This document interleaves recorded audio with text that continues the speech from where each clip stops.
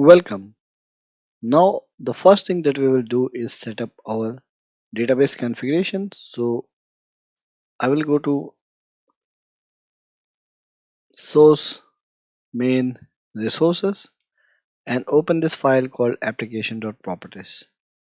We can do the configuration for Spring in a property file or in a YML file. So, let's go ahead and do this in the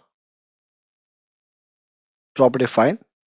So, there are certain configurations that we need to add, and that will help us basically tell Spring that these are the configurations we will be using for our database, and Spring will take those and connect to those databases.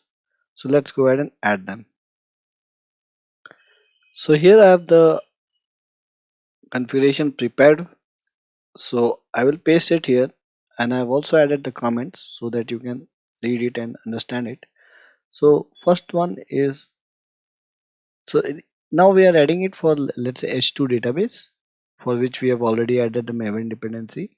So first one, it says that I should be able to access the H2 database console from the browser, which means I can browse the whole database, see what are the data, and do also some SQL operation.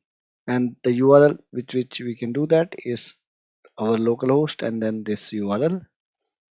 And I'm going to use a database which is going to be file based, which means it will be stored at this location on my computer. You can also have a memory based, which means when you restart your application, the data will be lost. But with a file based, the data still remains even after restart of the application. Then I will use the default username and default password, which is none. And then the driver class name is this. And this says that whenever the application restarts, do not delete the old tables and data, instead maintain it. And when there are new changes done to the entity classes, update it on top of it. And this will show us the SQL queries that gets generated at the bottom in our console while development.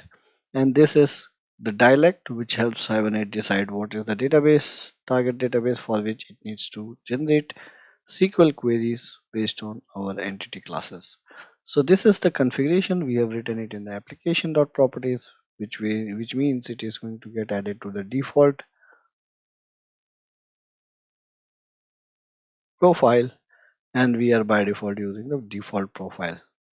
So this is good. So if I start the application now, it should be able to connect to the database.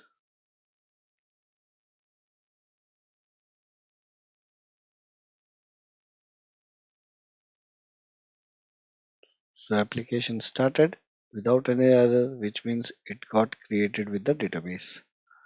So the connection is now made. In the next video, we will see how we can browse to the database. This was it for this video. Thank you.